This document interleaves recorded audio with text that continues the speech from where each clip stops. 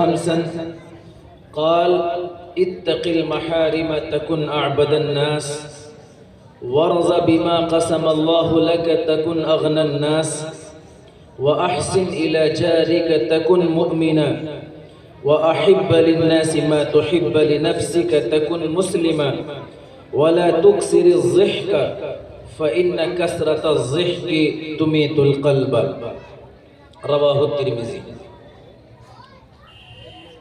میں نے ایک حدیث پڑھی ہے، اس حدیث میں آقا مدنی تاجدار مدینہ شہنشاہ بطحہ امام الانبیاء، سب بولو جو سامنے بیٹھے ہوئے ہیں یہ بولو صلی اللہ علیہ وسلم، آپ نے وہ حدیث بیان کرنے سے پہلے لوگوں سے یہ پوچھا من یاخذ عنی ہؤلاء الکلمات، ہے کوئی جو مجھ سے ان کلمات کو سیکھے، ہے کوئی جو مجھ سے ان کلمات کو حاصل کرے؟ پہلے آپ نے یہ اعلان کیا۔ اس حدیث کو بیان کرنے سے پہلے، اس کا ترجمہ کرنے سے پہلے میں بھی آپ سے پوچھتا ہوں، ہے کوئی جو ان 5 باتوں کو مجھ سے سنے؟ ہے کوئی جو ان 5 باتوں کو مجھ سے سیکھے، حاصل کرے؟ اگر ایک آدھ مائک یہاں اس پہ مدرسے میں پنڈال میں زائد ہو یا اسپیکر، تو ایک آدمی کی ڈیوٹی لگائی جائے کہ وہ اس اسپیکر کو لے کے وہاں مسجد میں پہنچے، تاکہ ہمارے جو معزز بھائی وہاں بیٹھے ہوئے ہیں ان تک یہ آواز پہنچ جائے۔ آواز نہیں پہنچ رہی اصل میں، وہاں آواز پہنچ نہیں رہی ہے۔ اگر آواز پہنچ رہی ہو تو آپ ہی سے پوچھتا ہوں، وہیں سے ہاتھ اٹھا کے بتا دو، کیا آپ وہ کلمات، وہ 5 باتیں جو اللہ کے نبی نے پہلے اعلان کر کے، پہلے عہد لے کے پوچھی ہیں، کہ کوئی مجھ سے یہ باتیں لینا چاہتا ہے؟ بھائی آپ لوگ لینا چاہتے ہو؟ آپ لوگ جو وہاں بیٹھے ہو بتا دو، اگر لینا چاہتے ہو تو بہت اچھی بات ہے، ادھر آ جاؤ، یہاں آ جاؤ۔ میری سمجھ میں بات نہیں آتی کہ بیچارے مدرسے والوں نے اتنا شاندار شامیانہ، اتنا بہترین پھولوں والا صاف ستھرا قالین، یہ سارا انتظام آخر کیا کس کے لیے ہے؟ سمجھ نہیں آتا۔ مدرسے والے بیچارے ارادہ کرتے ہیں کہ ہم جلسے کو اتنے بجے سے اتنے بجے تک کریں گے، یہاں شروع کریں گے، یہاں ختم کریں گے، پر ہمارے بھائیوں کو نہ جانے کیا ہو گیا، پتہ نہیں ان کی بصارتیں کہاں چلی گئی، بصیرتیں کہاں چلی گئی، دماغ کہاں لگا ہوا ہے، کان پتہ نہیں کہاں مشغول ہیں، دل کدھر متوجہ ہے کہ مدرسے والے بیچارے اپنا سارا کام جھام کر کے، ساری محنتیں کر کے، بڑے بڑے علماء کو دور دور سے دعوت دے کے، سفر کی تکلیفیں ان سے برداشت کرا کے سارا انتظام کرتے ہیں، لیکن ہمارے بھائی جو ہیں وہ جہاں تھے وہیں کے وہیں۔ ایک مرتبہ ایک گاؤں میں پنچایت ہوئی، اور پنچایت میں مسئلہ یہ تھا کہ ہم لوگ بھی کرتے ہیں وہی کام، مکان بناتے ہیں بہت عالی شان، سنو بھائی ادھر، شاندار مکان، لاکھوں روپے، کئی لاکھ روپے، 20-30 لاکھ روپے کا مکان بناتے ہیں، اس میں خرچ کرتے ہیں، لیکن اس کی چھت سے اترنے والا جو پانی ہوتا ہے، اس کو اترنے کا جو پائپ لگاتے ہیں، وہ اتنا ہی ٹکڑا لگاتے ہیں، بس 1 فٹ کا۔ لاکھوں روپے مکان میں خرچ کر دیے، 100 روپے خرچ کر کے تھوڑا سا لمبا پائپ لا کے پانی کو نیچے نہیں اتارتے، بس وہیں اوپر سے ایک چھوٹا سا ٹکڑا لگا دیں گے، پھر وہ پانی راستوں میں، سڑکوں پر، نمازیوں کے سروں پر، گزرنے والوں کے اوپر گرتا ہے، سب کو پریشانی ہوتی ہے۔ سمجھ میں نہیں آتا، وہاں جا کے پیسے ختم ہو جاتے ہیں، یا بھی انجینئر نے اس بات کی اجازت نہیں دی ہے کہ لاکھوں کروڑوں روپے کا مکان بناؤ، 100 روپے کا پائپ نہ لگاؤ۔ تو ایسا ہی ہوا، کسی صاحب نے پائپ چھوٹا سا لگا رکھا تھا، اور اس کا جو پانی تھا وہ سڑک کے بیچ میں گرتا تھا، آنے جانے والوں کے سروں پر گرتا تھا، نمازیوں کے کپڑے خراب ہوتے تھے۔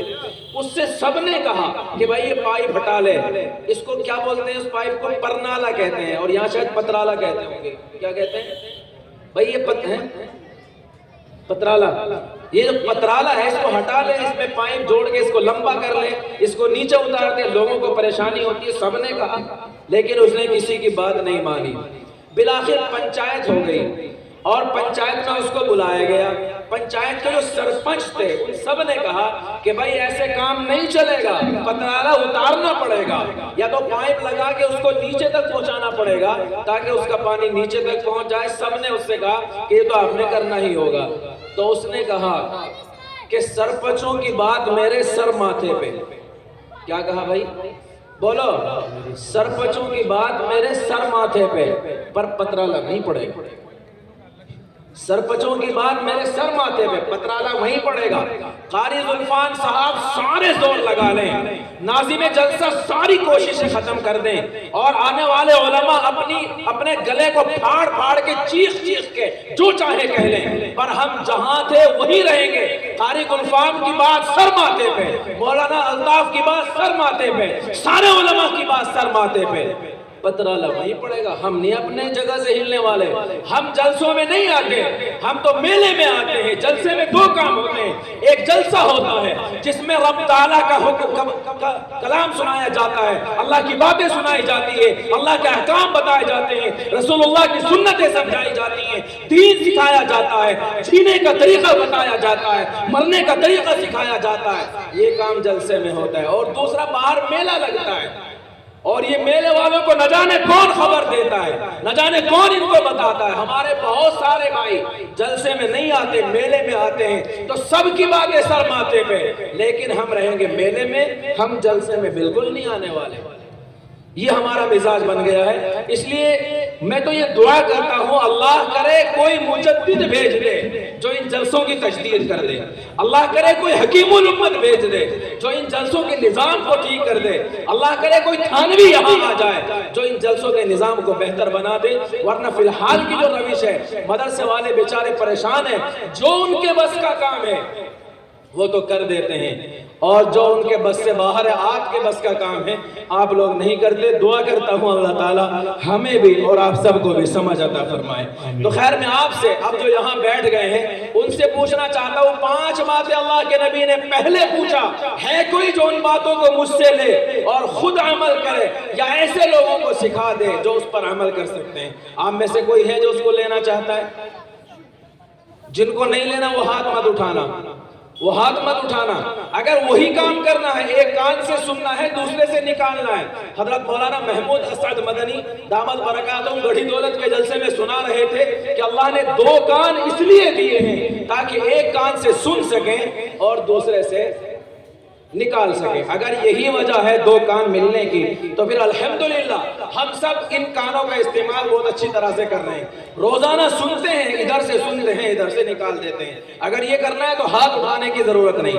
हजरत अबू हुरैरा रज़ियल्लाहु अन्हु ने कहा, अना या रसूल अल्लाह, ए अल्लाह के नबी, मैं आपसे वो बातें सीखना चाहता हूँ, मैं आपसे वो कलिमात लेना चाहता हूँ, मैं आपसे वो इल्म के मोती अपने दामन में भरना चाहता हूँ। आका मदनी ताजदार मदीना, सब जोर से बोलो सल्लल्लाहु अलैहि वसल्लम। आपने हजरत अबू हुरैरा रज़ियल्लाहु अन्हु का हाथ पकड़ा और हाथ पकड़ के आपने 5 तक गिना और आपने फरमाया कि 5 बातें मैं तुम्हें बता रहा हूं, उन पर अमल करो और उन लोगों को सिखाओ जो इन पर अमल कर सकते हैं। पहली बात आपने फरमाया, इत्तकिल महारिम तकुन अअबदन नास।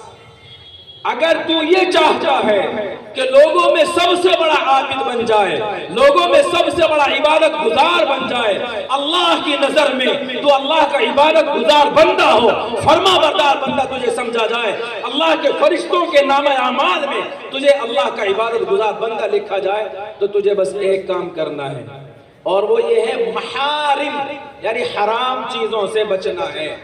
कहां से बचना है भाई? हराम चीजों से बचना है। अब अगर आप ये कहें कि हमें नहीं पता हराम चीजें क्या क्या है, तो मैं आपको बता दूं, और अगर आपको पता है किसी को हराम क्या क्या है? नहीं पता। जिना करना हराम है, चोरी करना हराम है, झूठ बोलना हराम है, किसी का दिल दुखाना हराम है, किसी का हक मारना हराम है, किसी को तकलीफ पहुंचाना हराम है, किसी की डोल काटना हराम है, किसी का माल नाहक लेना हराम है। ये कम से कम मोटी मोटी 4-5 बातें हैं। ये तो आप हजरात को मालूम है या नहीं है? आप इनसे बचिए, किसी को तकलीफ ना पहुंचाइए, झूठ ना बोलिए, चोरी ना कीजिए, गीबत ना कीजिए, हसद और कीने को दिल में ना पालिए। अल्लाह के नबी अलैहिस्सलातु वस्सलाम फरमाते हैं, तुम सबसे बड़े मोमिन बन जाओगे। یہ پہلی بات ہے جو اللہ کے نبی علیہ السلام نے ارشاد فرمائی. دوسری بات، وَارْضَ بِمَا قَسَمَ اللَّهُ لَكَ تَكُنْ أَغْنَى النَّاسِ. اللہ نے جو تجھے عطا کیا ہے، اللہ نے جو لوگوں کے بارے میں تقسیم کی ہے، کسی کو اللہ نے علم دیا، کسی کو اللہ نے دولت عطا کی، کسی کو اللہ نے حسن و جمال عطا کیا، کسی کو اللہ نے عزت و شہرت عطا کی. اللہ کی جو تقسیم ہے آپ اس پر راضی ہو جائیے اور یہ جان لیجئے کہ اللہ کی تقدیر کے خلاف دنیا میں کچھ نہیں ہو سکتا. اللہ نے جو ہماری قسمت میں لکھا ہے وہ ہمیں ہر حال میں مل کر رہے گا.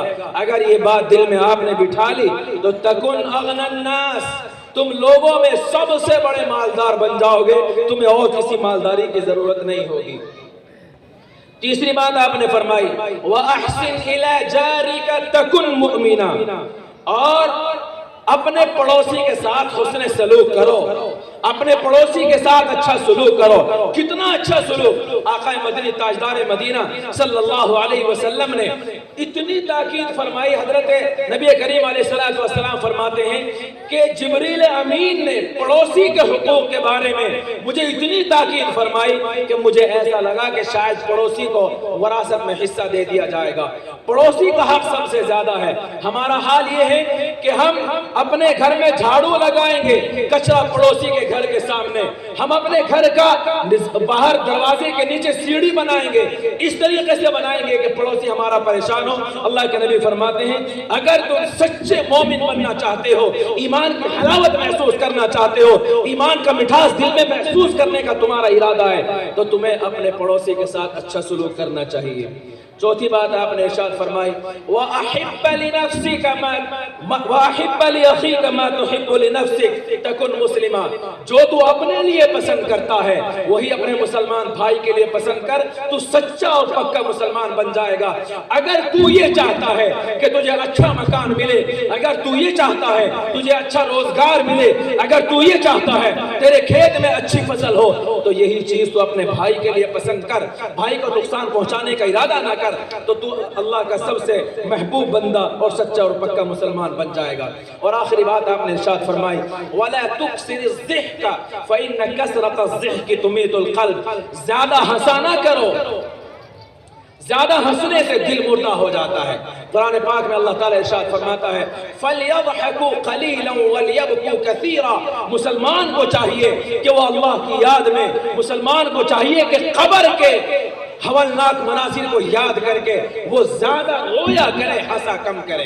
زیادہ مسکرانا، زیادہ ہنسنا یہ اسلام کا مزاج نہیں ہے. تاجدار مدینہ صلی اللہ علیہ وسلم کے بارے میں ہے کہ آپ نے ساری زندگی کبھی کھل کھلا کر نہیں ہنسا ہے. آپ صرف مسکراتے تھے، ہلکی سی مسکراہٹ اتنی کہ دانت آپ کے ظاہر ہو جائیں. اللہ کے نبی فرماتے ہیں زیادہ ہنسا نہ کرو ورنہ دل مردہ ہو جاتا ہے. اور دل کے بارے میں آقا مدنی صلی اللہ علیہ وسلم فرماتے ہیں ان فی الجسد لمضغة اذا صلحت صلح الجسد كله واذا فسدت فسد الجسد كله الا وهي القلب. اگر دل زندہ ہے، اگر دل سالم ہے، اگر دل صحیح ہے، اگر دل میں اللہ کا خوف ہے، اگر دل میں اللہ کا تقوی ہے، اگر دل میں رسول اللہ کی محبت ہے، اگر دل میں قرآن کی عظمت ہے، اگر دل میں قرآن پڑھنے والوں کی اور قرآن پڑھانے والوں کی محبت ہے، اور دل کے اندر ان مدارس اسلامیہ، ان قرآن کے مراکز و سینٹر کی عظمت ہے، اللہ کے نبی فرماتے ہیں کہ پھر سارے کام ٹھیک ہو جائیں گے، سارا بدن ٹھیک ہو جائے گا. وَإِذَا فَسَدَتْ، اور اگر دل مردہ ہو جائے، اگر دل مر جائے تو پھر انسان کے سارے اعضاء، سارا بدن مردہ ہو جاتا ہے. پھر وہ زندہ لاش ہوتا ہے. اس کے دل کے اندر نہ ایمان کی غیرت ہوتی ہے، نہ ایمان کی حمیت ہوتی ہے، نہ اس کے اندر حیا کا کوئی ذرہ ہوتا ہے. پھر وہ بے شرم اور بے حیا بن کر زندگی گزارتا ہے. وَإِذَا فَاتَكَ الْحَيَاءُ فَافْعَلْ مَا تَشَاءُ، اور جب حیا ایمانی نہ ہو تو آپ جو چاہے کرے، کوئی آپ کو روک نہیں سکتا. اللہ تعالی ہم سب کو عمل کی توفیق عطا فرمائے. وما علینا الا البلاغ. محترم حضرات،